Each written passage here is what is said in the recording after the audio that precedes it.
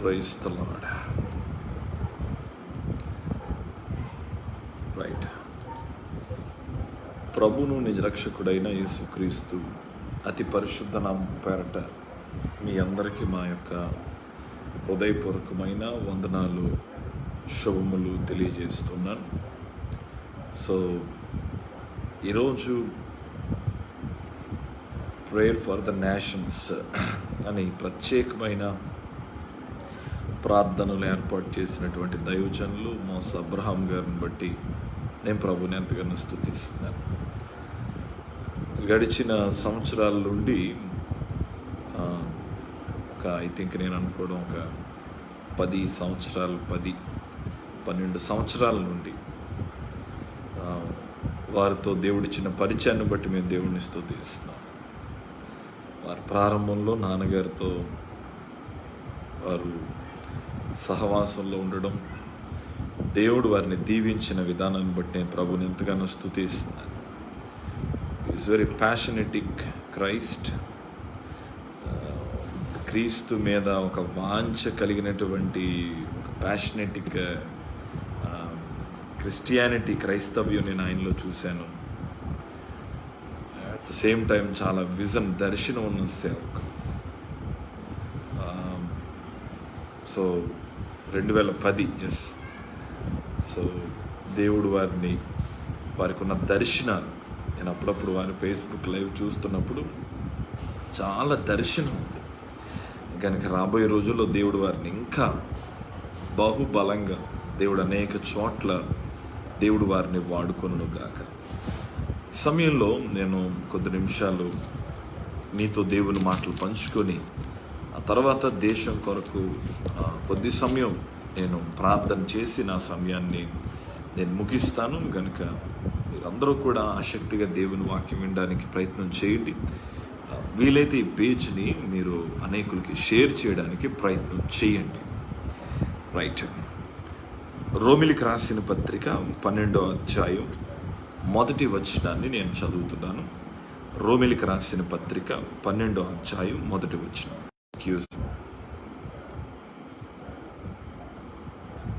Thank you.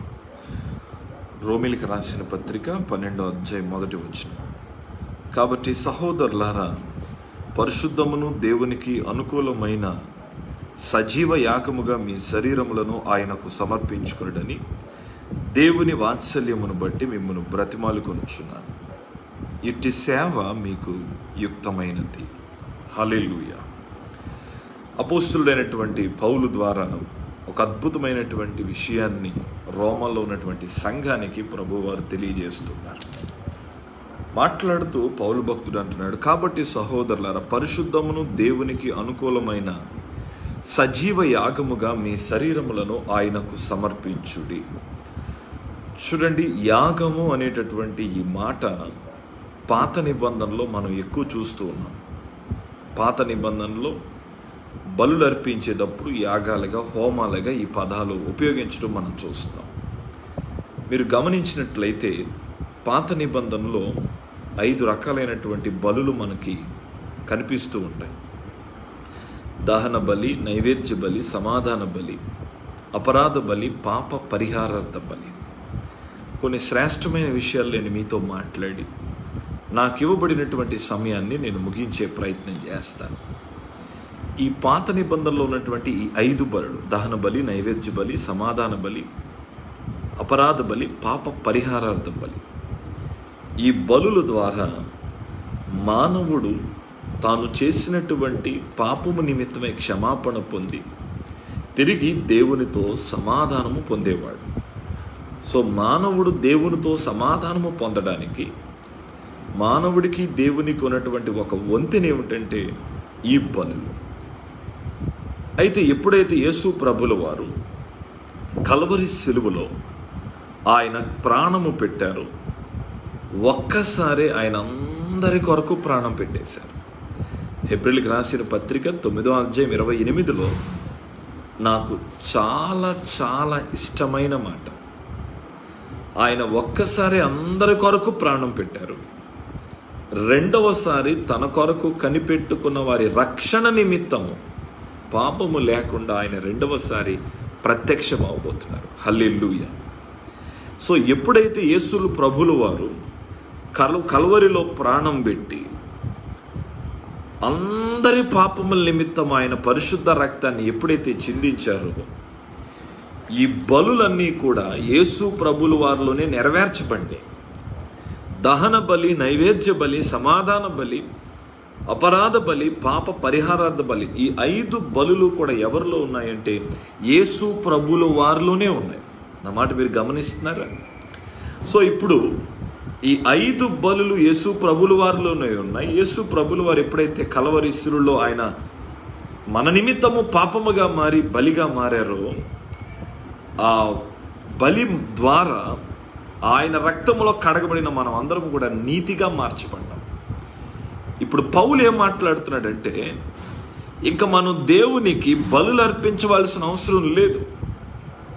దహన బలి, నైవేద్య బలి, సమాధాన బలి, పాప పరిహారార్థ బలి, అపరాధ పరిహారార్థ బలి, ఈ 5 బలులు యేసులోనే నెరవేర్చబడ్డాయి గనక ఇప్పుడు సంఘానికి ఏం చెప్తున్నాడంటే, సజీవ యాగముగా మీ శరీరములను ఆయనకు సమర్పించండి.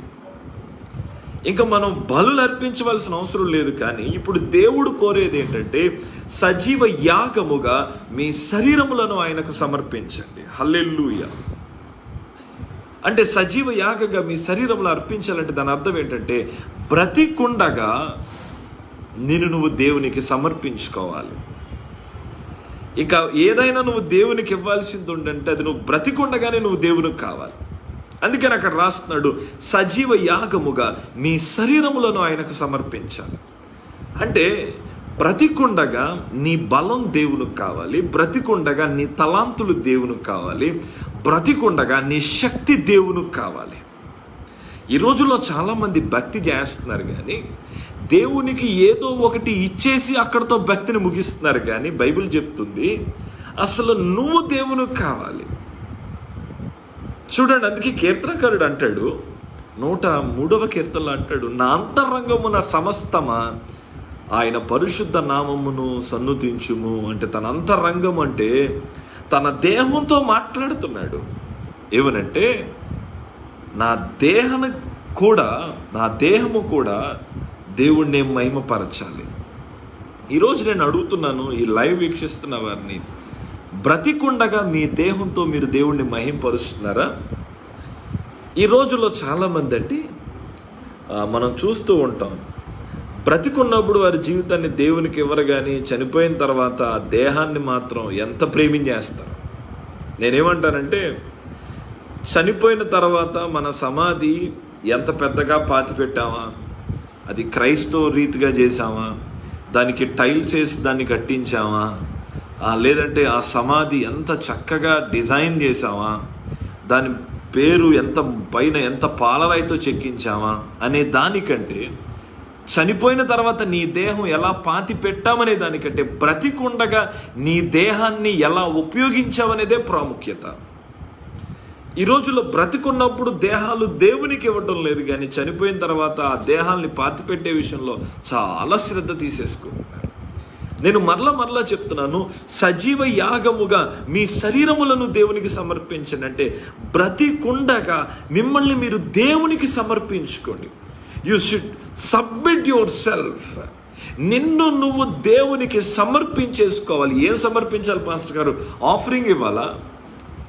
ఏం సమర్పించుకోలేదన్నా దేవుడికి ఒక ఉన్నతమైన బహుమానం ఇవ్వాలంటే బైబిల్ చెప్తుంది, no no no no no. నీలో శక్తి, బలము, తలాంతులు ఉన్నప్పుడే నువ్వు దేవునికి కావాలి. ఏమండి, ఈ దేహాన్ని బట్టి మీరు దేవుణ్ణి స్తుతిస్తున్నారా? ఈ దేహాన్ని బట్టి మీరు దేవుణ్ణి కనపరుస్తున్నారా?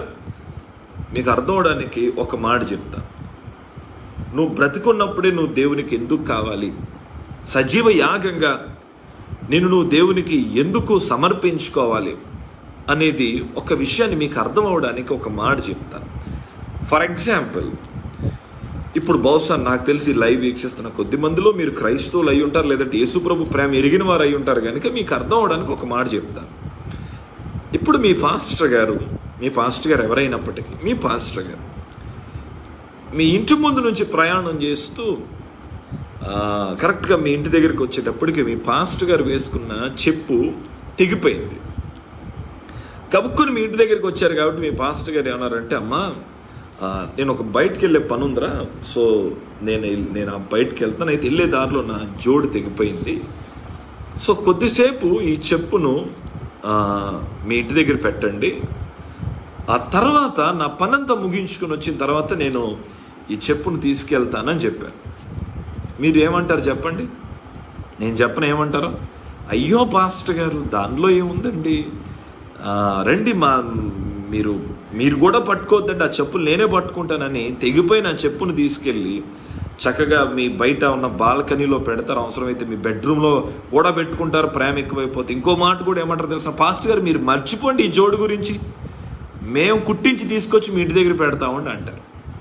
సో మీ పాస్టర్ గారు మీ ఇంటి ముందు నుంచి వెళ్తుంటే ఒక చెప్పు తెగిపోతే అది మీ ఇంట్లో పెట్టుకొని ఇస్తారా అంటే మీరేమన్నారంటే ఖచ్చితంగా పెట్టండి అన్నారు.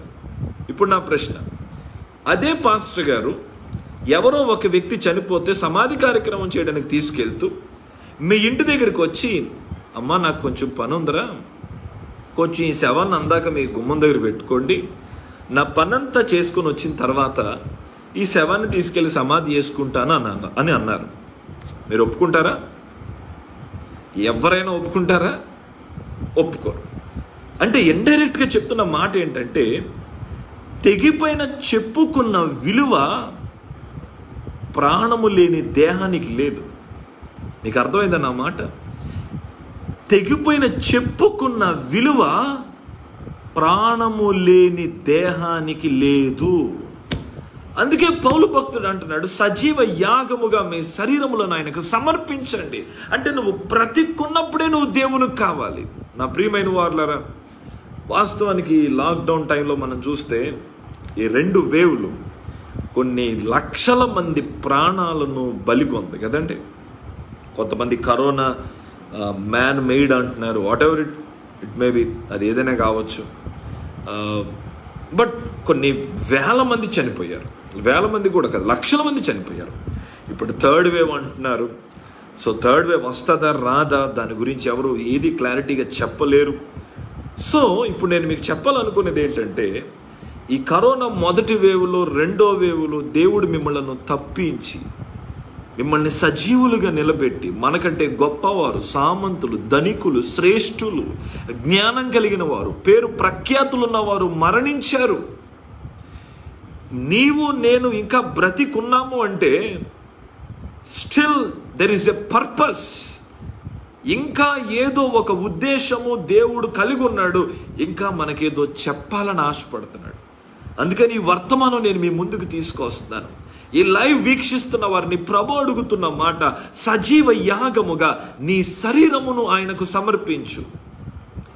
బ్రతికుండగానే నువ్వు దేవునికి కావాలి. మేబీ ఈ లైవ్ వీక్షిస్తున్న వారిలో యంగ్స్టర్స్ ఉండొచ్చు, లేదంటే మిడిల్ ఏజ్లో వారు ఉండొచ్చు, లేదంటే సేవకులు ఉండొచ్చు, సువార్థికులు ఉండొచ్చు, విశ్వాసులు ఉండొచ్చు. మీరెవరైనా అప్పటికీ నేను అడుగుతున్నా, నిన్ను నువ్వు దేవునికి సమర్పించుకున్నావా? ఈ కళ్ళు దేవుణ్ణి స్తుతించాలి, ఈ నోరు దేవుణ్ణి స్తుతించాలి, ఈ చేతులు దేవుణ్ణి స్తుతించాలి, నీ బలం, శక్తి, తలాంతులు అన్నీ దేవుని కొరకే వాడబడాలి. హల్లెలూయా. ఎందుకంటే ఇంకా మనం బలులు ఇచ్చే కాలములో లేము. బలులన్నీ కూడా యేసు ప్రభు వారిలో నెరవేర్చబడ్డాయి. అయితే ఈరోజు నేను మీకు 3 విషయాలు చాలా క్లుప్తంగా నా వర్తమానాన్ని ముగించి, వీలైతే లైవ్ చాట్లో ఉన్న వారి కొరకు నేను ఆఖరిలో ప్రార్థన చేస్తాను, మీ పేర్లు పెట్టి ప్రార్థన చేస్తాను. సో 3 విషయాలు నేను మీతో మాట్లాడతాను, చాలా అర్థమయ్యేలా మాట్లాడతాను. సజీవ యాగంగా మీ శరీరములను దేవునికి సమర్పించండి అని బైబిల్ చెప్పింది. నా ప్రశ్న, ఎందుకు సమర్పించాలి? ఎలా సమర్పించాలి? సమర్పించిన వాడు ఏమైపోతాడు? మరలా చెప్తున్నాను, సజీవ యాగముగా మన శరీరములను ఎందుకు దేవుడికి ఇవ్వాలి? నెంబర్ 1, ఎందుకు సమర్పించాలి? నెంబర్ 2, ఎలా సమర్పించాలి? నెంబర్ 3, సమర్పించిన వాడు ఏమైపోతాడు? ఈ 3 విషయాలు నేను మీతో చెప్పి నా సమయాన్ని నేను ముగిస్తాను. సో నెంబర్ 1, ఎందుకు సమర్పించాలి? బ్రతికుండగా మనం దేవునికి ఎందుకు సమర్పించాలి? సో ఈ వాక్యంలోనికి వెళ్దాం. సో లైవ్ వీక్షిస్తున్న వారికి నేను ఒకటే మాట చెప్తున్నాను, స్కిప్ చేసి వెళ్తే మీరు ఏ వర్తమానం కూడా పూర్తిగా వినలేరు. సో ఉన్నవారు కొద్ది సమయం మీరు కేటాయించగలిగితే ఒక మంచి విషయాన్ని మీరు వినగలుగుతారని నేను ప్రభు పేరట మనవి చేస్తున్నాను. కొరింథీయులకు రాసిన మొదటి పత్రిక 6వ అధ్యాయం 19వ వచనం. కొరింథీయులకు రాసిన మొదటి పత్రిక 6వ అధ్యాయం 19వ వచనం. మీ దేహము దేవుని వలన మీకు అనుగ్రహించబడి మీలోనున్న పరిశుద్ధాత్మకు ఆలయమై ఉన్నదని మీరు ఎరుగరా? మీరు మీ సొత్తు కారు, విలువ పెట్టి కొనబడిన వారు గనుక మీ దేహముతో దేవుని మహిమపరుచుడి. హల్లెలూయా. మీ దేహము దేవుని వలన మీకు అనుగ్రహించబడి. ఆమేన్. మొట్టమొదటిగా సజీవ యాగముగా మన శరీరములను దేవుడికి ఎందుకు సమర్పించాలి? బైబిల్ చెప్తుంది, మీ దేహము దేవుని వలన మీకు అనుగ్రహించబడి. మీరు ఎప్పుడైనా అనుకున్నారండి, ఈ దేహం మనం అనుకుంటే మనకు వచ్చింది కాదు, లేదంటే మన తల్లిదండ్రులు అనుకుంటే మనం కలిగిన వారము కాము. ఈ దేహము దేవుని వలన మనకి అనుగ్రహించబడింది. It's a gift from God. దేవుని యొద్ద నుండి వచ్చినటువంటి ఒక బహుమానం ఏంటంటే ఈ దేహం. చాలామంది దేహాన్ని చూసి భలే తిట్టుకుంటారు. కొన్నిసార్లు కొంతమంది నల్లగా ఉంటే తిట్టుకుంటారు, కొంతమంది పొట్టిగా ఉంటే తిట్టుకుంటారు, కొంతమంది లావుగా ఉంటే తిట్టుకుంటారు. అద్దం ముందు నిలబడి ముక్కు ఇలా ఉంది, నా కళ్ళు ఇలా ఉన్నాయి. ఒకవేళ ఎవరన్నా మీ దేహాన్ని చూసి తిట్టుకుంటున్నారా? ఎప్పుడు తిట్టుకోకండి. పాస్టర్ గారు నాకు ఎందుకండి ఆ మెల్లకన్నుంది? దేవుడు చేశాడు అంతే. ఎందుకు ఆ మెల్లకన్ను పెట్టాడంటే పెడతాం మంచిదని దేవుడికి తెలిసి ఇచ్చాడు. దేవునికి స్తోత్రం అనుకోవాలి. ముక్కు ఎందుకంటే నాది సూదిగా ఉంది, ముక్కు ఎందుకంటే నాది పొట్టిగా ఉంది. కొంతమంది భలే తిట్టుకుంటారు. అద్దం ముందుకు వెళ్ళి ఆ దేహాన్ని చూసి రోజు తిట్టుకోవడమే. ఎప్పుడు మీరు అలా చేయకండి. నీ దేహం దేవుని వలన నీకు అనుగ్రహించబడింది. ఎందుకు సమర్పించుకోవాలి? నేను మరలా చెప్తున్నాను, నిన్ను నువ్వు దేవునికి ఎందుకు సమర్పించుకోవాలంటే ఈ దేహం దేవుడే నీకు బహుమానంగా ఇచ్చాడు. హల్లెలూయా. దేవుడు నీకు బహుమానం ఇచ్చాడు కనుక ఆయన ఇచ్చిన దేహముతో నువ్వు ఆయననే మహిమపరచాలి. ఎప్పుడన్నా స్తుతించారా అండి? దేవుడు నిన్ను ఒక కుంటోడుగాను, గుడ్డోడుగాను, మోగోడుగాను, చెవిటివాడిగాను దేవుడు నిన్ను పుట్టించలేదే. దేవుడు నీకు చక్కటి అవయవాలు ఇచ్చి ఆరోగ్యాన్ని ఇచ్చారు. మీరు దేవుడిని స్తుతించారా? ఇప్పుడు పాస్టర్ గారు ఎందుకండి మరి వాళ్ళలా పుట్టారని అడగండి. అది దేవుడు తన మహిమ కొరకు, తన చిత్తం కొరకు దేవుడు వారికి ఆ జీవితాన్ని కలుగు చేశారు. నేను ఇప్పుడు అలా ఉన్నవారిని తక్కువ చేసి నేను మాట్లాడడం లేదు, కానీ నీవు కలిగి ఉన్న దేహాన్ని బట్టి నువ్వు దేవుడిని స్తుతించావా? ఒకసారి దేవుడు మీకు ఇచ్చిన ఆరోగ్యాన్ని బట్టి, దేవుడు మీకు ఇచ్చిన దేహాన్ని బట్టి బిగ్గరగా దేవునికి స్తోత్రం చెప్పండి ఒకసారి. హల్లెలూయా. దేవుణ్ణి స్తుతించండి. ఎందుకు ఈ దేహాన్ని దేవునికి సమర్పించాలి అంటే ఈ దేహము దేవుని వలన అనుగ్రహించబడింది. మనం అనుకుంటే మనం వచ్చిన వారం కాదండి. ఇది చాలామందికి తెలియట్లేదండి. అందుకే పేతురు అంటాడు, నాయనా మీరు ఆత్మ సంబంధమైన మందిరములో మీరు సజీవ రాళ్ళు అన్నాడు. సజీవ రాళ్ళు. మీరు ఆత్మ సంబంధమైన మందిరములో మీరు సజీవమైన రాళ్ళని బైబిల్ చెప్తుంది. అంటే సజీవమైన రాళ్ళు అంటే మనమే, మన జీవితాలు. మరి దేహంతో నువ్వు దేవుడిని మహింపరచద్దా? ఈ రోజుల్లో చాలామంది ఈ దేహాన్ని అపవిత్రంగా మార్చేసుకుంటున్నారు. చాలా అపవిత్రత పెరిగిపోయిందండి. ఈ దేహాన్ని చెరిపేస్తున్నారు, ఈ దేహాన్ని పాడు చేసేస్తున్నారు. నేను వాస్తవం చెప్తున్నాను నా ప్రియమైన వాళ్ళరా. బ్రతికుండగా నువ్వు ఎందుకు దేవునికి సమర్పించుకోవాలి? ఎందుకు నిన్ను నువ్వు దేవునికి సమర్పించుకోవాలి? ఈ దేహం దేవుడు నీకు అనుగ్రహించాడు. ఒకరోజు ఈ దేహం నిమిత్తమై నువ్వు దేవునికి లెక్క అప్పగించాలి. అందుకే సొలొమోన్ అంటాడు, యవ్వనుడా, నీకు నచ్చినట్టు తిరుగు, నీకు నచ్చినట్టు మాట్లాడు, నీకు నచ్చినట్టు ప్రవర్తించు, అయితే వీటన్నిటిని బట్టి నువ్వు తీర్పులోనికి తేబడతావు.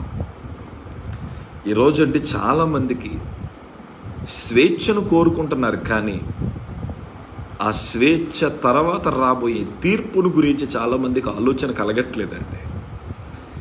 ఈ దేహాన్ని విచ్చలవిడిగా వాడేస్తున్నారు. నేను మరలా చెప్తున్నాను, ఈ లైవ్ వీక్షిస్తున్న వారికి చెప్తున్నాను, నీ దేహం దేవుడు నీకు బహుమానముగా ఇచ్చారు. మరలా చెప్తున్నాను, ఈ దేహం దేవుడు నీకు బహుమానముగా ఇచ్చారు. నేను నువ్వు ఎందుకు సమర్పించుకోవాలంటే ఈ దేహం దేవునిది గనక నువ్వు దేవునికే ఉపయోగించాలి, ఆయనకే అప్పగించాలి. నెంబర్ 2, ఎలా సమర్పించాలి? మొదటిది మీకు చెప్పాను, ఎందుకు సమర్పించాలో మీకు చెప్పాను. దేవుడిచ్చిన దేహం దేవునికే సమర్పించాలి. ఇప్పుడు 2, ఎలా సమర్పించాలి మీకు అర్థం అవడానికి ఒక మాటను నేను పరిశుద్ధ గ్రంథంలో చూపిస్తాను, రండి. కొలస్సీలకు రాసిన పత్రిక 3వ అధ్యాయం 5వ వచనం, చాలా ప్రాముఖ్యమైన వచనం ఇది. కొలస్సీలకు రాసిన పత్రిక 3వ అధ్యాయం 5వ వచనం, కావున భూమి మీద ఉన్న మీ అవయవములు అనగా జారత్వము, అపవిత్రత, కామతురాతను, దురాశను, విగ్రహారాధన, ధనాపేక్షను చంపివేయుడి. చంపేయి. నా ప్రియమైన వార్లరా, మీకు అర్థం అవడానికి ఒక మాట చెప్తాను, వినండి. పాత నిబంధనలు ఇందాక మీకు చెప్పుకుంటే 5 బలులు ఉన్నాయి. దహన బలి, నైవేద్య బలి, సమాధాన బలి, అపరాధ బలి, పాప పరిహారార్థ బలి. ఈ బలుల ద్వారా మనిషి దేవునితో సమాధానం పొందేటప్పుడు గొర్రె పిల్ల, మేక పిల్ల, గువ్వలు, పావురములను బలులుగా ఇచ్చేవారు. నా మాట మీరు గమనిస్తున్నారా? గొర్రె పిల్ల, మేక పిల్ల, గువ్వలు, పావురములు బలులు అర్పించేవారు. ఈ బలులు ఎలా అర్పించేవారంటే, ఇప్పుడు గొర్రె పిల్లను దేవునికి బలిగా ఇవ్వాలంటే గొర్రె పిల్లను చంపేయాలి. ఎప్పుడైతే గొర్రె పిల్ల ఆ బలిపీఠం దగ్గర ఆ బలిని ఇచ్చేస్తారో గొర్రెని, ఆ బలిని దేవుడు అంగీకరించేవాడు. అంటే ఇప్పుడు గొర్రెపిల్ల బలి దేవుని యొద్దకు వెళ్ళాలంటే గొర్రెపిల్ల ఏమైపోవాలి? చచ్చిపోవాలి. మేకపిల్ల బలి దేవుని అంగీకరించబడాలంటే మేకపిల్ల ఏమవ్వాలి? చచ్చిపోవాలి. గువ్వలు, పావురములు చచ్చిపోవాలి. ఇప్పుడు బైబిల్ చెప్తుంది, సజీవ యాగంగా నిన్ను నువ్వు దేవునికి సమర్పించుకోవాలంటే నీలో కూడా ఒక బలి జరగాలి. నా మాట మీకు అర్థమవుతుందా? గొర్రెపిల్ల బలిగా వెళ్ళాలంటే గొర్రెపిల్ల చావాలి.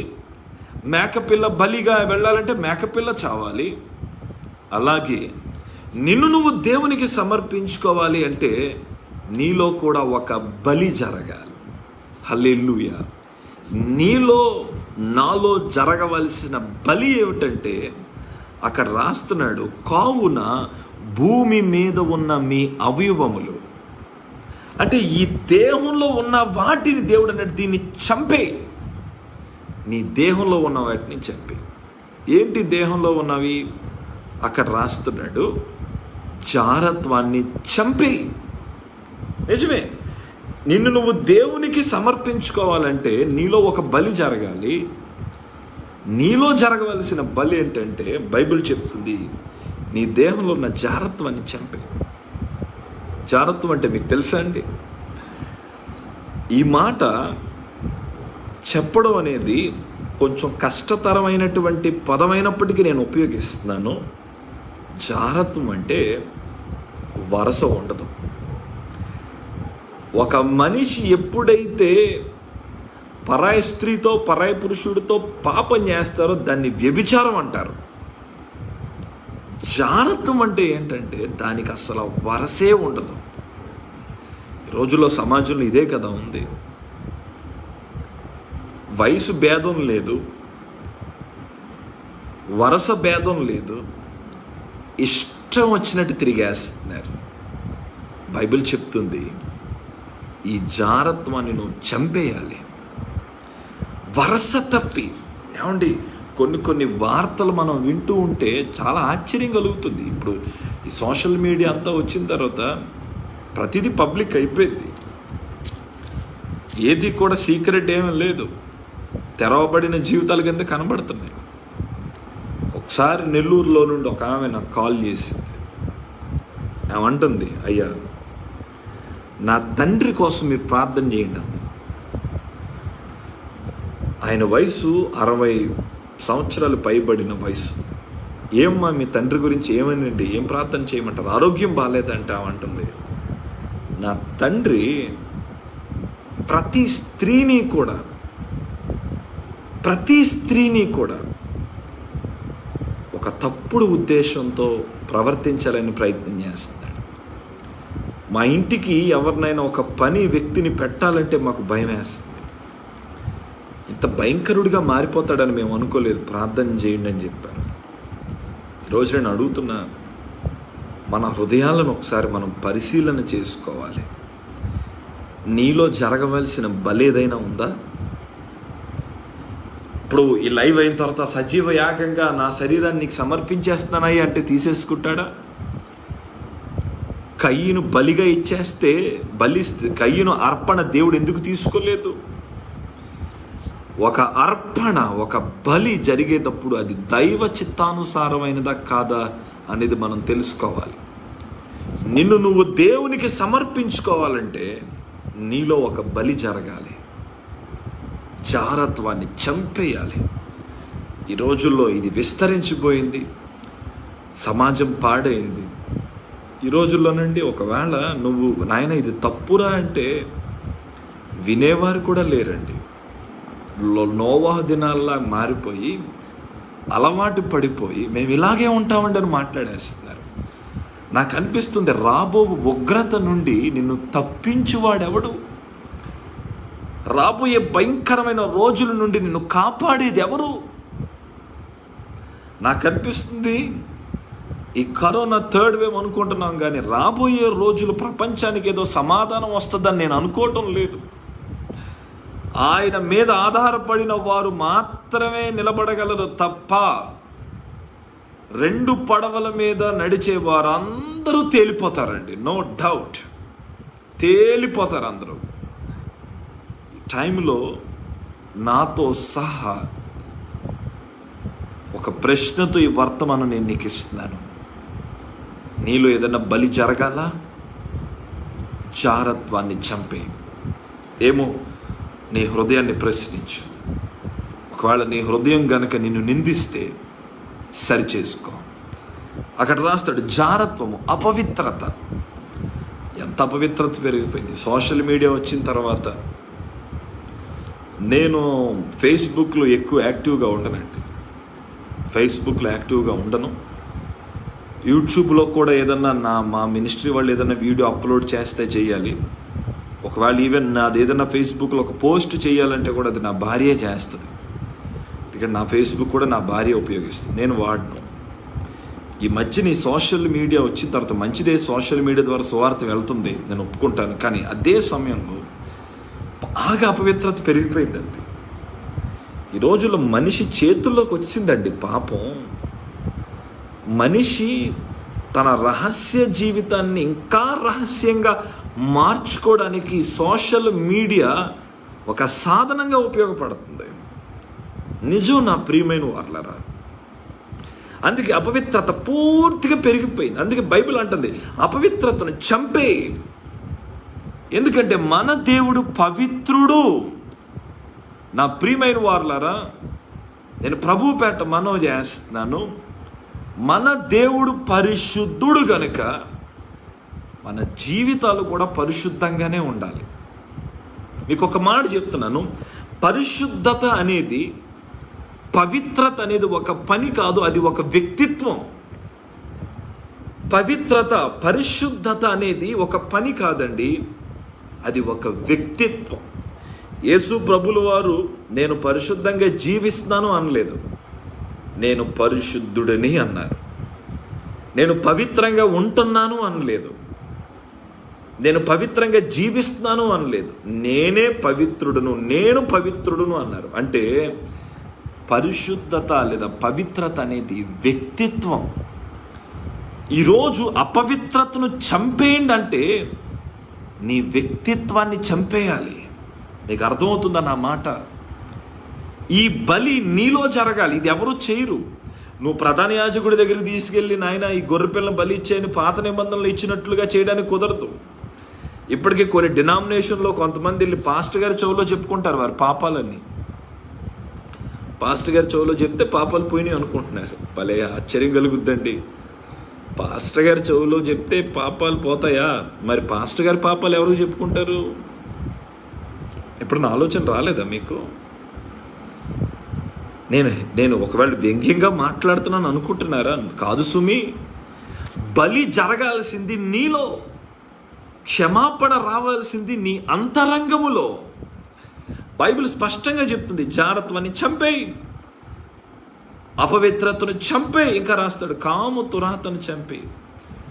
అంటే లైంగికమైనటువంటి పాపాలు ఇవి నేను మీకు ప్రత్యేకంగా చెప్పక్కర్లేదు, విచ్చలవిడిగా మారిపోయింది ఈ పాపాలు. చంపేయి. ఇంకా అంటాడు దురాశను చంపేయి. ఈ రోజుల్లో దురాశ ఎంత పెరిగిపోయిందని. దురాశ అంటే ఏంటో తెలుసా మీకు? దురాశను చిన్న విషయంగా అనుకుంటున్నారా? యాకోబు పత్రికలో రాస్తాడు, దురాశ గర్భం ధరించి పాపము పరిపక్వమై మరణమును కనును అని ఉంది కదా బైబిల్లో. దురాశ అంటే మీకు అర్థమయ్యేలా ఒక్క మాట చెప్తా. నీది కానిది నీదిగా కావాలి అనుకోవడమే దురాశ. నీది కానిదేది నువ్వు ఆశించకూడదు. ఈ రోజులో ఎంత దురాశ, అంతే లేదు. నేను బాగుపడాలి, పక్కోడు ఎంత నాశనం అయిపోయినా పర్వాలేదు అనేటటువంటి స్వభావంతో నిండిపోయిన సమాజం ఇది. ఎన్నెన్నో దురాశలు.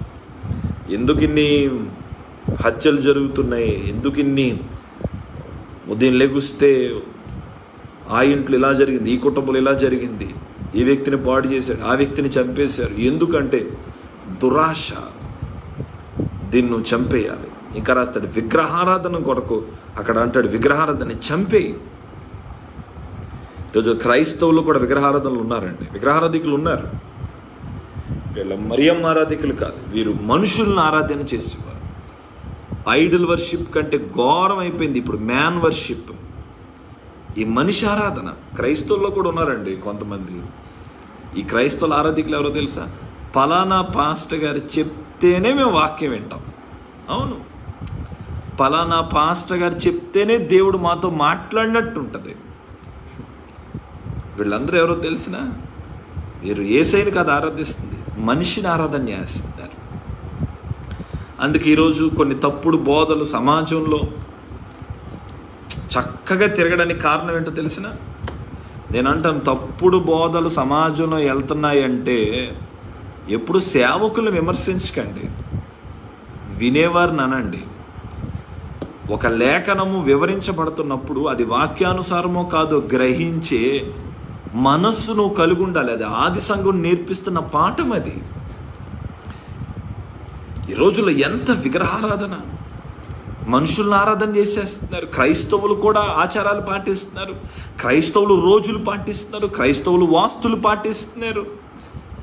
నేను ఒక్క మాట చెప్తున్నాను, ఒక నిజ క్రైస్తవుడు అయితే మీకు చెప్తున్నాను వినండి. సోమవారం మంచిది అంతే, మంగళవారం మంచిది, బుధవారం మంచిది, లక్షవారం మంచిది, శుక్రవారం మంచిది, శనివారం మంచిది, ఆదివారము మంచిది.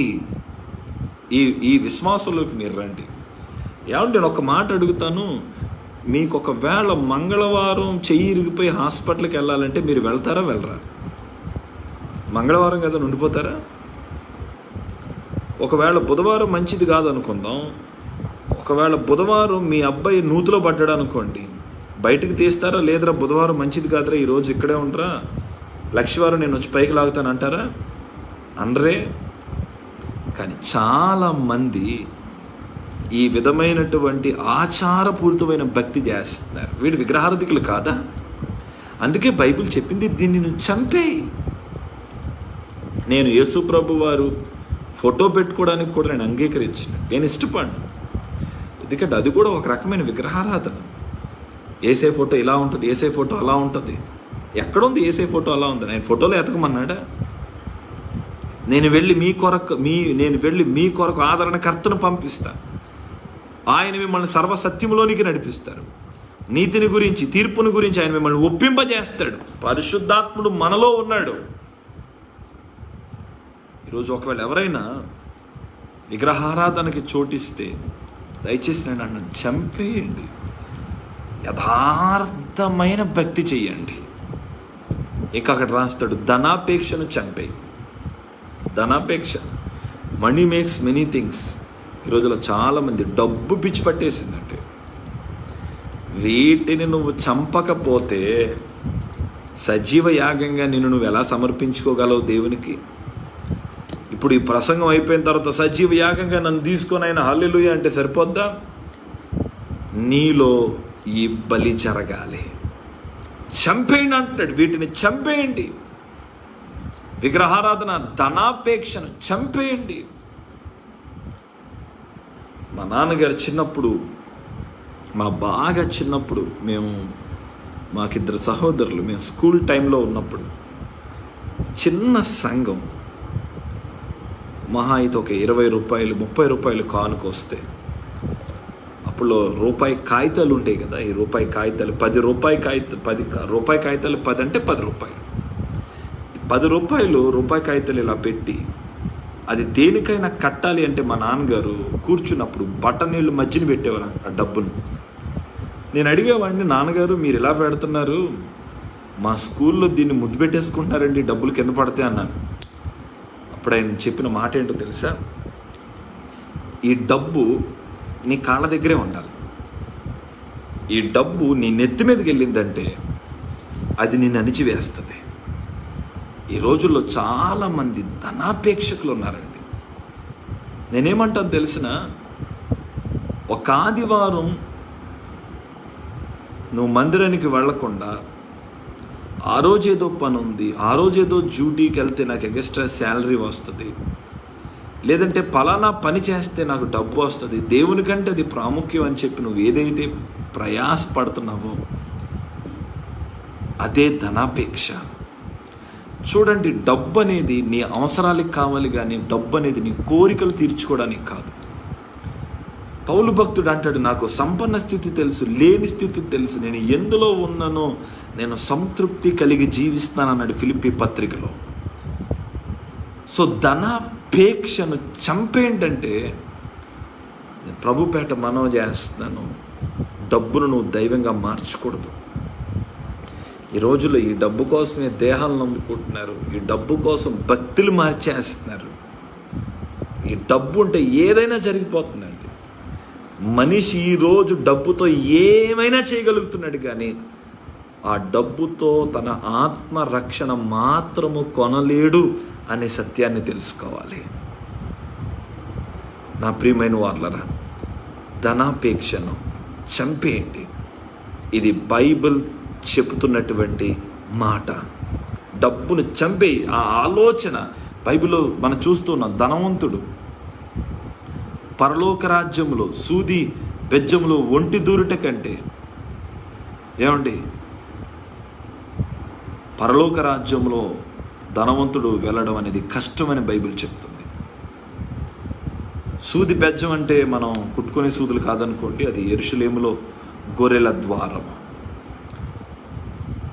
ఆ రోజు ఒక యవనస్తుడు యేసు ప్రభువుల వారి దగ్గరికి వచ్చి అంటున్నాడు, నేను బాల్యము నుండి అన్నీ పాటించాను.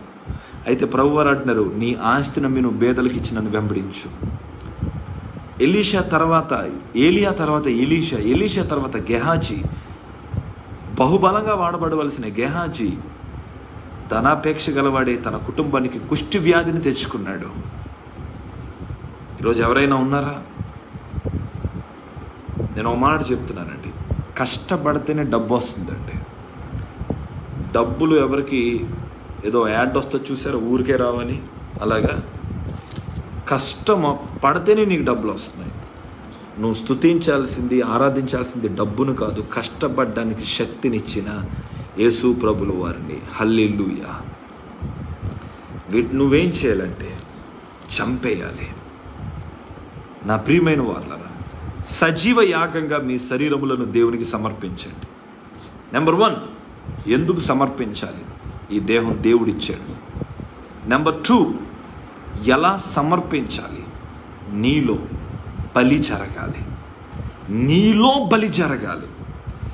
ఎప్పుడైతే ఒక గొర్రెపిల్ల, మేకపిల్ల, గువ్వలు, పావురములు బలిగా వెళ్ళినప్పుడు అవి ఎలా చనిపోయినవో, నీ దేహంలో ఉన్న వాటిని నువ్వు ఎప్పుడు చంపగలుగుతావో అప్పుడే ఈ దేహాన్ని నువ్వు దేవునికి ఇచ్చి మహిమపరచగలవు. బ్రతికుండగా నిన్ను నువ్వుగా దేవునికి సమర్పించుకోగలవు. నీలో ఈ బలి జరగకపోతే నిన్ను నువ్వు దేవునికి సమర్పించుకోగలవా? It is highly impossible. Right. 3వది, ఎప్పుడైతే నీలో ఉన్న వాటిని నువ్వు చంపేస్తావో, నిన్ను నువ్వు దేవునికి అర్పించుకుంటావో, వెంటనే నీలో జరిగేది ఏంటో తెలుసా? చూద్దాం రెండే మాట. గలతీయులకు రాసిన పత్రిక 2వ అధ్యాయం 20వ వచనం. గలతీయులకు రాసిన పత్రిక 2వ అధ్యాయం 20వ వచనం. ఈ మాటను చదివి నేను ప్రార్థనలోనికి నడిపిస్తాను. నేను క్రీస్తుతో కూడా సిలువ వేయబడి ఉన్నాను. ఇకను జీవించువాడను నేను కాను, క్రీస్తే నా యందు జీవించుచున్నాడు. హల్లెలూయా. నేను క్రీస్తుతో కూడా సిలువ వేయబడి ఉన్నాను. జీవించువాడును నేను కాను, క్రీస్తే నా యందు జీవించుచున్నాడు. ఆమేన్. నా ప్రియమైన వారలారా, చివరిగా నేను చెప్పే మాట, ఎప్పుడైతే నిన్ను నువ్వు దేవునికి సమర్పించుకుంటావో, నిన్ను నువ్వు దేవునికి అప్పగించుకుంటావో, నీలో జరిగే ఆ 3వ అనుభవం ఏంటంటే నువ్వు యేసులా మారిపోతావు. చూడండి, యేసు ప్రభుల వారు సిలువలో చనిపోయారా, బ్రతికారా? చెప్పండి. యేసయ్య సిలువలో చనిపోయారు, చనిపోయి బ్రతికారు. ఇప్పుడు పౌలు అంటున్నాడు, నేను క్రీస్తుతో కూడా సిలువ వేయబడ్డాను. అంటే దాని అర్థం నేను కూడా చచ్చిపోయాను. హల్లెలూయా. నేనేమైపోయాను? చచ్చిపోయాను. ఇందాక మీరు ఏం చదివారు? మీ అవయవములను అనగా జారత్వం, అపవిత్రత, కాముకత, దురాశ, విగ్రహారాధన, ధనాపేక్షను చంపేయండి. ఇప్పుడు పౌలు అంటున్నాడు, నేను క్రీస్తుతో కూడా సిలువ వేయబడ్డానంటే నేను చచ్చిపోయాను. నేను చచ్చిపోయాను. ఇప్పుడు జీవించువాడుని నేను కాను, క్రీస్తే నా యందు జీవించుచున్నాడు. హల్లెలూయా. నాలోకి ఎవరు వచ్చారు? యేసయ్య వచ్చాడు. ఇంకా నేను కాదు, నాలోకి యేసయ్య వచ్చేసాడు. నా ప్రియమైన వారలారా, నేను ప్రభు పేట మనవి చేస్తాను. ఎప్పుడైతే నిన్ను నువ్వు దేవునికి సమర్పించుకుంటావో, నీలో జరిగే ఒక గొప్ప కార్యం ఏంటంటే నువ్వు యేసులా మారిపోతావు. ఎందుకండి వాళ్ళంత సంపాదించుకున్నారు, బతికితే వాళ్ళకిలా ఉండాలి. వీళ్ళంత వాడబడుతున్నారు, వీళ్ళకిలా వాడబడాలి. ఎందుకండి మనుషుల్లా ఉండాలనుకోవడం? నీ జీవితంలో నువ్వు యేసులా మారిపోవాలి. హల్లెలూయా. చోటా యేసు అనండి ఒకసారి. చోటా యేసు, చిన్న యేసులా నువ్వు మారిపోవాలి. చిన్న యేసు, చోటా యేసు. నిజం నా ప్రియమైన వాళ్ళరా, నువ్వు ఒక యేసులా మారిపోవాలి. ఎప్పుడు ఇది జరుగుతుందో తెలుసా? నిన్ను నువ్వు దేవునికి సమర్పించుకున్నప్పుడు. హల్లెలూయా. నిన్ను నువ్వు ఎప్పుడైతే సమర్పించుకుంటావో, సజీవ యాగంగా నీ శరీరం ఎప్పుడైతే ఆయనకి సమర్పిస్తావో, వెంటనే నీలో జరిగే ప్రక్రియ ఏంటంటే నువ్వు యేసులా మారిపోతావు. ఆమేన్ చెప్పండి ఒకసారి. ఆమేన్. యేసులా మారిపోవడం అంటే అర్థం ఏంటో తెలుసా? యేసులా ప్రేమిస్తావు, యేసులా తగ్గించుకుంటావు, యేసులా ప్రయాసపడతావు, యేసులా కన్నీరు కారుస్తావు, యేసులాగే నువ్వు ఉంటావు. నీలో యేసు ప్రభుల వారే కనిపిస్తారు. నేను అంటాను, ఈ భూమి మీద ద గ్రేటెస్ట్ అచీవ్మెంట్ ఏదైనా ఉందంటే బీ లైక్ ఏ క్రైస్ట్. ఈ భూమి మీద ఒక ఉన్నతమైన, అత్యున్నతమైన గమ్యస్థానం ఏదైనా ఉందంటే నువ్వు యేసులా మారాలి. ఆమేన్. నువ్వు యేసులా మారాలి. యేసులా మారడం అంటే ఇప్పుడు ఏదో ఫోటోలో చూసి యేసుప్రభు వారికి ఏదో జుట్టు ఉంది, ఆయన గడ్డం ఉందంటే యూదులు గడ్డం ఉంటుంది, నువ్వు గడ్డం పెంచుకోమని కాదు దాని ఉద్దేశం. నీ స్వభావము యేసులా మారిపోవాలి. నిన్ను నువ్వు దేవునికి సమర్పించుకోవాలి. ఈ సమయంలో మరి మీరు బ్రతికుండగా దేవునికి సమర్పించుకోగలరా? Pray for the nations. దేశం కొరకు ప్రార్థనలు జరుగుతున్నాయి కదా. ఇందాక నేను చెప్పినట్టుగా చాలా మంచి దర్శనం కలిగిన దైవ సేవకులుగా నేను గుర్తిస్తున్నాను. మరి ఇలాంటి దేశం కొరకు ప్రార్థనలు చేసే మనము, బైబిల్ చెప్తుంది, నిన్ను నువ్వు దేవునికి సంపూర్ణంగా సమర్పించేసుకోవాలి. ఇంకా 1%, 2% కాదు, 100% నువ్వు యేసులా మారిపోవాలి. హల్లెలూయా చెప్తారా ఒకసారి? 100కి 100% నువ్వు యేసులా మారిపోవాలి. అడగండి, అయ్యా నన్ను నేను నీకు సమర్పించుకుంటానయ్యా. నెంబర్ 1, ఎందుకు సమర్పించాలి? ఈ దేహం దేవుడు నీకు ఇచ్చాడు. నెంబర్ 2, ఎలా సమర్పించాలి? నీలో బలి జరగాలి, మనలో ఉన్న వాటిని చంపేయాలి. నెంబర్ 3, సమర్పించిన వాడు ఏమైపోతాడు? యేసులా మారిపోతాడు. యేసులా మారిపోతాడు. కనుక ఈ లైవ్ వీక్షిస్తున్న మీరు ఈ సమయంలో బ్రతికుండగా మీ బలం, మీ శక్తి, మీ తలాంతు మీరు దేవునికి ఇస్తారా? ఇచ్చేవారైతే నాతో పాటు ప్రార్థనలు ఏకీభవించండి. ప్రేమ మిక్కిలి నమ్మకం కలిగిన మా తండ్రి, ఈరోజు ఈ వర్తమానం ద్వారా నాయన నీ బిడ్డల్ని బలపరిచి బ్రతికుండగానే వారి దేహాన్ని నీకు సమర్పించడానికి సహాయం చేయండి. ఎప్పుడో మారతాను, సమయం వచ్చినప్పుడు మారతాను, లేదంటే నాకు అనిపించినప్పుడు మారతాను, లేదంటే దానికి ఒక టైం ఉందని వాయిదాలు వేయకుండా బ్రతికుండగానే, బలం ఉండగానే, శక్తి ఉండగానే నీకు సజీవ యాగంగా సంపూర్ణంగా సమర్పించుకునే కృప నీ బిడ్డలకు దయచేయండి. ఈ వాక్యమైన నీ బిడ్డలందరినీ దీవించండి. యేసు నామములో అడుగుచున్నాము తండ్రి, ఆమేన్. రైట్, ఈ సమయంలో మనం అందరం కూడా దేశం కొరకు కూడా కొద్ది నిమిషాలు ప్రార్థన చేద్దాం. ఈ ప్రార్థనలో ఏకీభవించాల్సిందిగా నేను మీకు మనవి చేస్తున్నాను. ప్రస్తుతం మన భారతదేశంలో విపరీతమైనటువంటి మత కలహాలు చాలా ఎక్కువైపోయినాయి. దేశం కొరకు విజ్ఞాపన చేయడం అనేది ఇలాంటి సమయంలో చాలా ప్రాముఖ్యం. ఒక మంచి పని వారు చేపడుతున్నారు. దేశం బాగుపడాలంటే దేశం కొరకు విజ్ఞాపన చేసి వారు లేపబడాలి కదండి. తిమోతి పత్రికలో మనం చూస్తున్నాం, రాజుల కొరకు, ప్రధానుల కొరకు, అధికారుల కొరకు మీరు ప్రార్థన, విజ్ఞాపన, యాచనలు చేయమని బైబిల్ చెప్పింది. దానియేలు వంటి వారు లేకపోతే బబులోన్లో దేవుడు నామం పైకెత్తబడేదా? నెహెమ్యా వంటి వారు లేకపోతే పడిపోయిన ప్రాకారాలు కట్టబడేవా? పౌలు వంటి వారు, అపోస్తలుల వంటి వారు లేకపోతే రోమా ప్రభుత్వంలో సంఘం కట్టబడేదా? ఈ సమయంలో దేవుని బిడ్డలుగా మనం నిలబడితేనే, మనం విజ్ఞాపనలు చేస్తేనే మన దేశాన్ని దేవుడు బాగుపరిచి స్వస్థపరుస్తాడు. ఆమేన్. కనుక ఈ సమయంలో మన దేశం కొరకు ప్రార్థన చేద్దాం. ఒకవేళ మీలో ఎవరైనా ఏదైనా ప్రార్థన అవసరం ఉంటే డెఫినెట్గా మీరు తెలియజేయండి. మీ కొరకు నేను తప్పనిసరిగా ప్రార్థన చేసే ప్రయత్నం చేస్తాను. ఒకవేళ ఎవరైనా మీ ప్రార్థన కోరాలి అనుకుంటే కనుక మీరు తెలియజేయండి. డెఫినెట్గా నేను మీ కొరకు ప్రార్థన చేస్తాను. And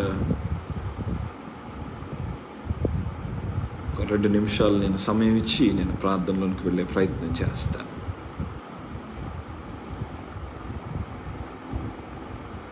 right. Praise the lord. Praise the lord. Okay,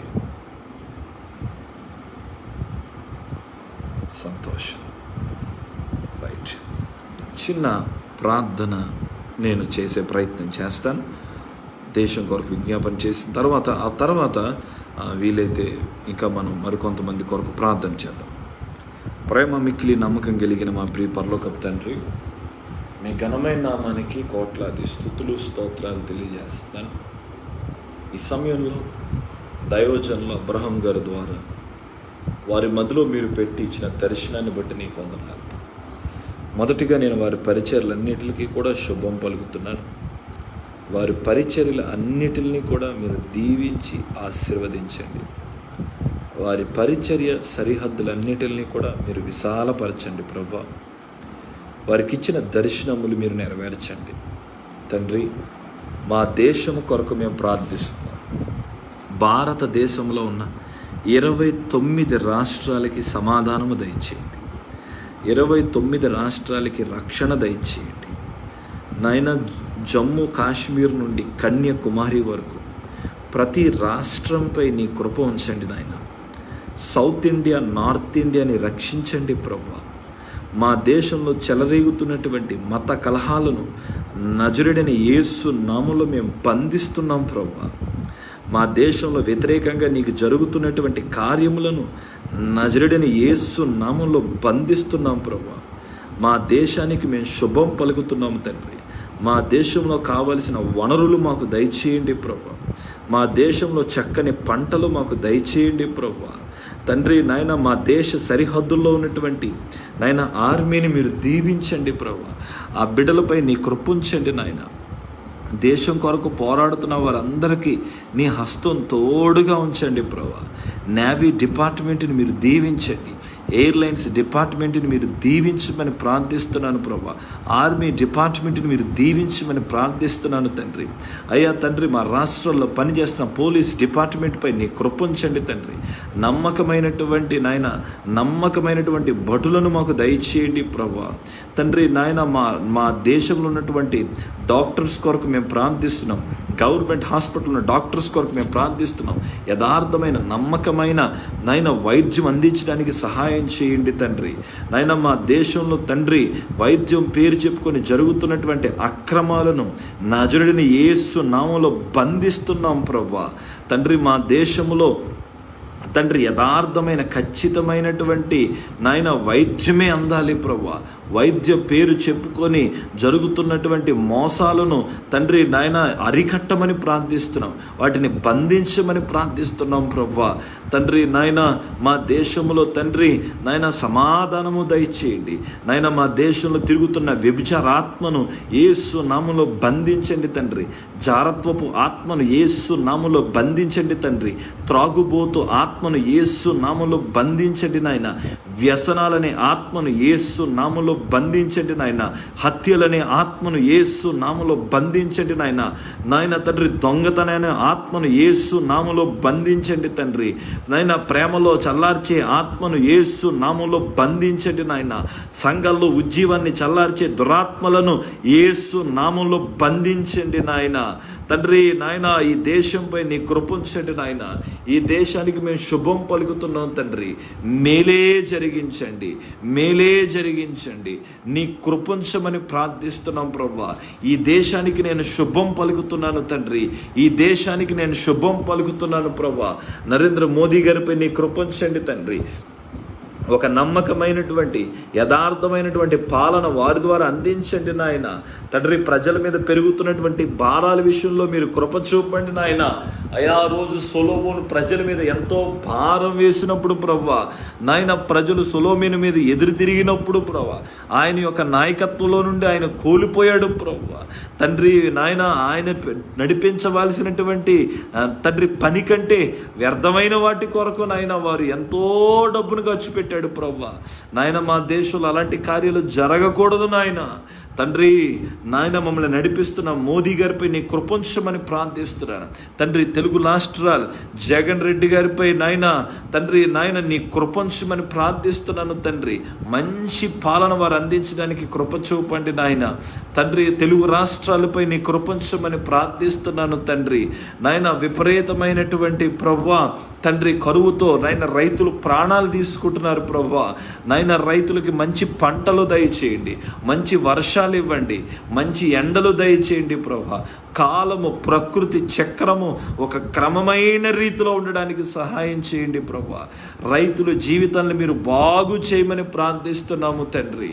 అయా మా దేశంలో ప్రేమనివ్వండి ప్రభువా, మా దేశంలో సమాధానమునివ్వమని ప్రార్థిస్తున్నాము తండ్రి. నాయన తండ్రి, కరోనా తెగులు నుండి ఈ దేశాన్ని కాపాడండి నాయన. విపరీతమైన కరోనా తెగులు ద్వారా తండ్రి కొన్ని లక్షల మంది ప్రాణాలు పోయినాయి తండ్రి. 3rd వేవ్ నుండి, డెల్టా ప్లస్ నుండి ప్రభువా నాయన ఈ దేశాన్ని కాపాడండి తండ్రి. నాయన కరోనా తెగులు నుండి ఈ దేశాన్ని తప్పించండి నాయన, బాగు చేయండి అయ్యా. ఈ దేశంను స్వస్థపరచండి. 3rd వేవ్ను మీరు బంధించండి నాయన. మీరు తప్ప ఎవ్వరూ ఆపలేరు నాయన. అయ్యా మీ పరిశుద్ధమైన నామములో తండ్రి ఈ వేవును బంధించండి నాయన. తిరిగి మరలా సువార్త ప్రకటించబడ్డానికి ద్వారాలు తెరవండి, సభలు ఏర్పాటు చేయడానికి ద్వారాలు తెరవండి, మీ నామము ఘనపరచబడడానికి ద్వారాలు తెరవమని ప్రార్థిస్తున్నాము తండ్రి, తెరవమని ప్రార్థిస్తున్నాం ప్రభువా. మీ నామమునకు మహిమ కలిగినట్లుగా మీరు జరిగించండి ప్రభా. ఈ తెగులు నుండి మీరు తప్పించండి. చాలామంది బ్లాక్ ఫంగస్తో బాధపడుతున్నారు ప్రభా. బ్లాక్ ఫంగస్ బారిన పడిన వారిని మీరు ముట్టి స్వస్థపరచండి నాయన. విడుదల, స్వస్థతలు దయచేయమని ప్రార్థిస్తున్నాం ప్రభా. కృప చూపి నడిపించండి తండ్రి. నాయన ఈ దేశాన్ని దీవించి బాగు చేయండి. ప్రపంచ దేశాలకి సమాధానము దయచేయండి. చైనాతో కానీ ప్రభా, అటు పాకిస్తాన్తో కానీ, ఇటు బంగ్లాదేశ్తో కానీ నాయన సరిహద్దు దేశాలతో సమాధానము, సఖ్యతను ఇవ్వమని ప్రార్థిస్తున్నాము తండ్రి. భారతదేశం అంతా యేసును ఆరాధించాలి ప్రభా. నాయన నార్త్ ఇండియా వైపు సువార్థికుల్ని లేపండి, మిషనరీని లేపండి, దేశం కొరకు విజ్ఞాపన చేసేవారిని లేపండి ప్రభా, కన్నీరు కార్చేవారిని లేపండి ప్రభా. అయ్యా మా దేశం నుండి నీకు వ్యతిరేకంగా జరుగుతున్నటువంటి వ్యతిరేకతలను బట్టి ఈ దేశాన్ని క్షమించండి అయ్యా. ఈ దేశాన్ని బాగు చేయమని ప్రార్థిస్తున్నాము తండ్రి. నీకే వందనములు తెలియజేస్తున్నాం ప్రభా. ఇంకా ఈ ప్రార్థనలు ఎన్ని రోజులు జరగనై ఉన్నాయో, ప్రార్థనలన్నీ కూడా మీ నామానికి మహిమ కలిగినట్లుగా జరిగించి, మరి ముఖ్యంగా మీ దాసులు అబ్రహాము గారికి నేను శుభం పలుకుతున్నాను, వారి పరిచర్లకు శుభం పలుకుతూ నీ బిడ్డల్ని దీవిస్తూ యేసు నామం పేరట మా ప్రార్థన మిక్కిలి వినయముతో అడుగుచున్నాము తండ్రి. ఆమేన్. ఆమేన్. లైవ్ వీక్షించిన మీ అందరికీ యేసు ప్రభుల వారి పరిశుద్ధ నామం పేరట మీకు వందనాలు, శుభాలు తెలియజేస్తున్నాను. Thank you, God bless you. ప్రియులు అబ్రహాం గారికి కూడా నా ప్రత్యేకమైన వందనాలు తెలియజేస్తున్నాను.